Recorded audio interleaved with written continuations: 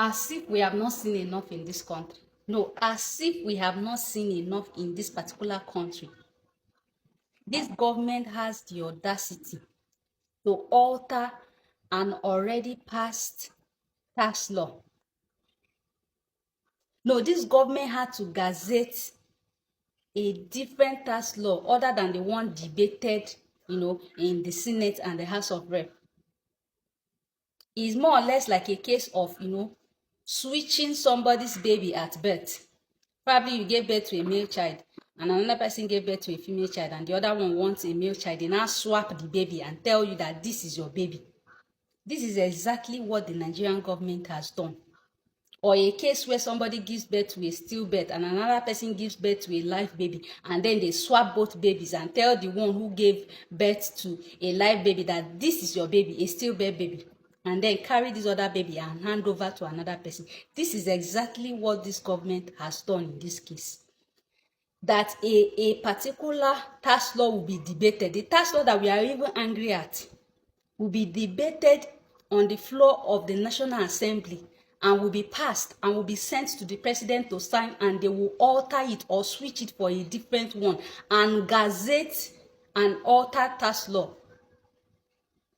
So the executive has now assumed the position of the National Assembly members. They are now the lawmakers. So why did they even bother to send the law in the first place? They would have, written the law by themselves and signed it into law by themselves. Why did they bother?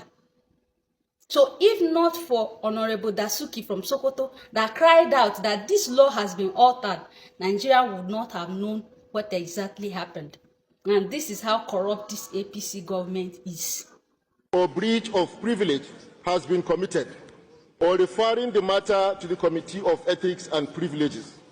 Still, if the matter is raised in the Committee of the Whole, the chairman shall leave the chair on the order to report progress. Mr. Speaker, honorable colleagues,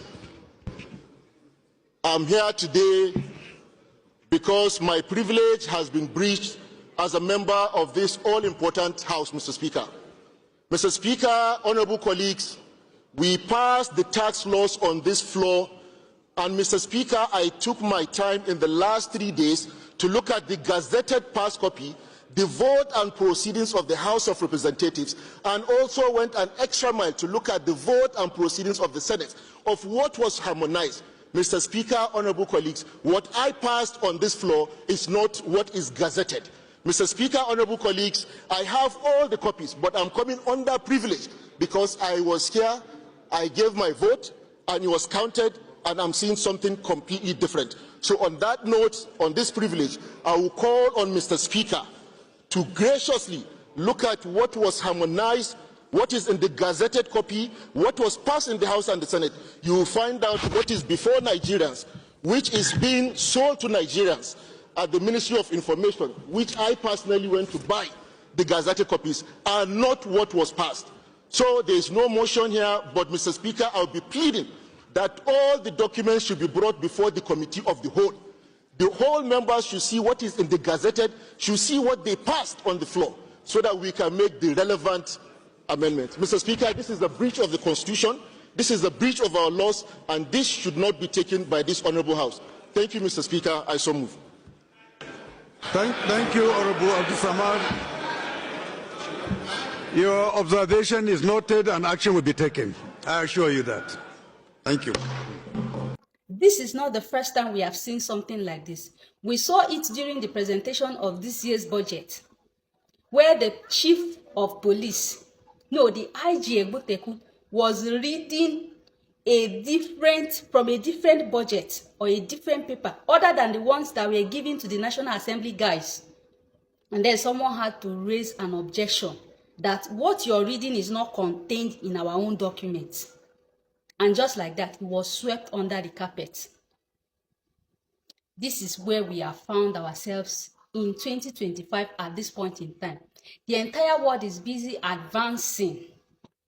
Nigerians are busy padding budget, making laws that will drown the people of Nigeria, as if we have not suffered enough. First, it was fuel subsidy gone. And they told us that with fuel subsidy removal, oh, Nigeria was going to be on the right track. We are going to have enough revenue to solve issues. And ever since that, it's been borrowing and borrowing and borrowing. Buhari left 77 trillion naira as, the total debt before leaving office. Under 2 years, BAT has taken that figure to a whopping 152 trillion naira in 2 years. For this year's budget alone, they are set to borrow a whopping 17-point-something trillion naira to augment the shortfall of the budget. Yet they want to tax Nigerians to death. We should start paying 15%, 20%, 20%. They should just collect the 100% so that we know that we don't get anything for our suffering, for our pain. It's not as if this government provides anything for its citizens. No employment, no road, no water, no security, no nothing, no healthcare. You provide everything for yourself. And then you still pay tax to the federal government. Not the federal government, to Tinubu, who has leased it out to France. Who do us this kind of thing? This thing that this government has done, according to law, is an impeachable offense.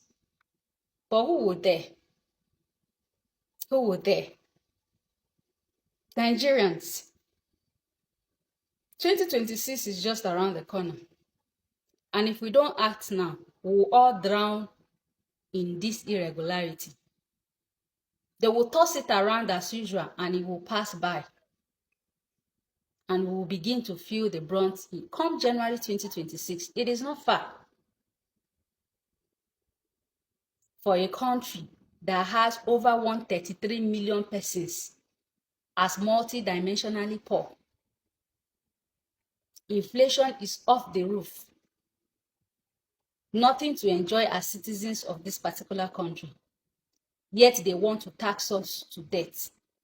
Yet they have the audacity to alter a bill that has already been passed. Yet they have the audacity to gazette another tax law other than the one the National Assembly passed. And as usual, we're going to sit quiet and watch like nothing happened. Oh, we're already thinking of different escape routes. Oh, we're going to open business accounts so that we don't pay taxes. There is no dodging it. It is now or never. It is even late. Nigerians should have put their foot on the ground, insisting that this bill does not scale through.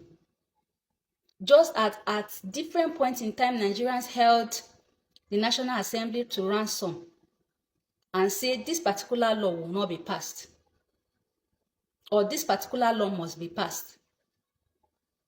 Let me refresh your memory with the hate law, or hate speech bill that these guys wanted to pass, and Nigerians insisted no. And at the end of the day, that particular bill was stamped out. At a point in time, they wanted to shortchange the youth with the not too young to run bill. The youth stood their ground and insisted that, you see this particular bill, we must alter it. This age limit must be removed. And it was done. So today I ask Nigerians, what will you do about this? They have thrown it at our faces, telling us that we cannot do nothing, that we can do nothing. Do we allow them have their way? Or do we stand and say, for once in our lifetime, enough is truly enough? Let's have your thoughts rolling in the comment section. See you around. Bye-bye.